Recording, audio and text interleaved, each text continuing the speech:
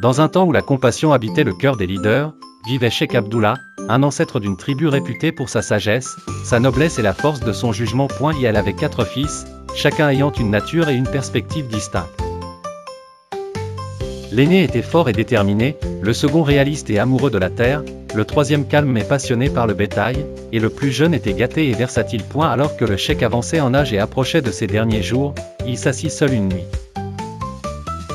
méditant sur l'avenir de ses fils et ses inquiétudes à leur sujet.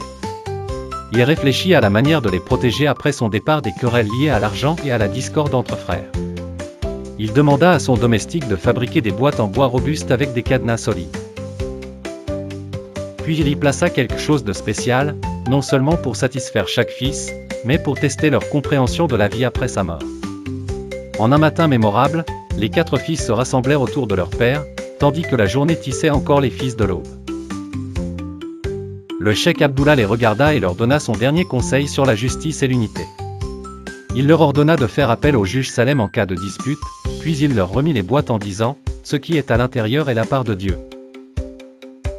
Pas de discorde après moi. » Quelques jours plus tard, le cheikh décéda, et les fils ouvrirent leurs boîtes, le cœur serré.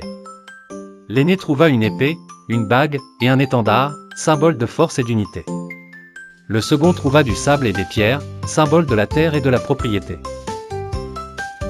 Le troisième trouva des os, ce qui maintenait le bétail et la lignée de la tribu. Le plus jeune trouva de l'or et de l'argent, les biens matériels et les secours d'urgence. La confusion et la consternation s'installèrent. Le second et le troisième s'indignèrent. Du sable et des pierres? Des os? Où est la justice? Alors que le plus jeune se réjouit de posséder de l'or et de l'argent. Ils se rappelèrent le conseil de leur père et entreprirent le long voyage vers le village du juge Salem.